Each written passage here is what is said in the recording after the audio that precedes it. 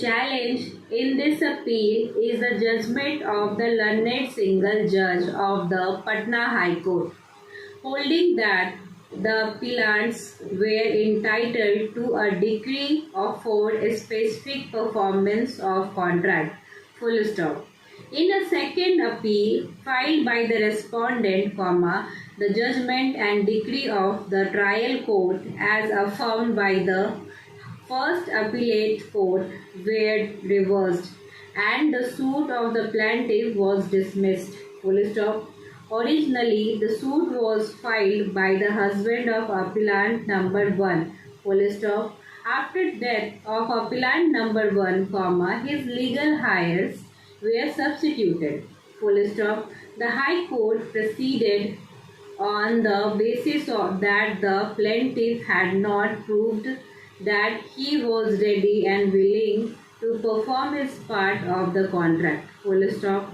There was neither pleading nor evidence was tendered in terms of requirement of Section 16 subsection C of the Specific Relief Act, 1963. Full stop.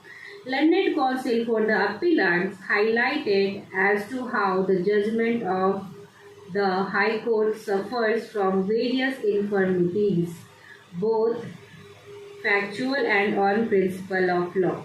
Full stop. None appears for the respondent, though she was represented by a counsel who did not appear on several dates of hearings and also is not present today. Full stop. Paragraph.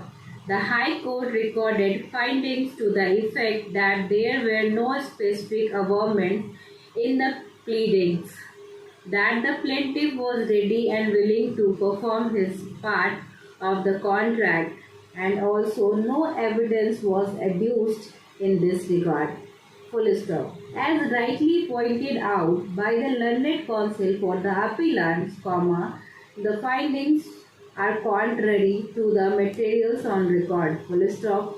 As noted by the first appellate court in various paragraphs of the plant, more particularly paragraph 18 and 22, specific averments regarding readiness and willingness of the plaintiff to perform his part of the contract have been made. Full stop. Additionally, the plaintiff, who was examined as PW9, has categorically stated that he had gone to tender the money, that is the consideration, to the defendant who was not agreeable to return the sale deeds, and therefore the only course left open to the plaintiff was to file a suit. Full stop. Paragraph.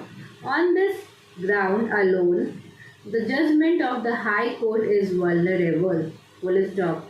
Another factor which appears to have wedged with the High Court is that even though 1 month time was granted by the trial court to the plaintiff to deposit a sum of rupees 1500, this was not done. Full stop. This again is a finding contrary to the materials on record. Full stop. There can be no quarrel with the proposition that in a suit for a specific performance of the contract, the plaintiff must prove that he was ready and willing to perform his part of the contract continuously between the date of the contract and the date of hearing of the suit. Full stop.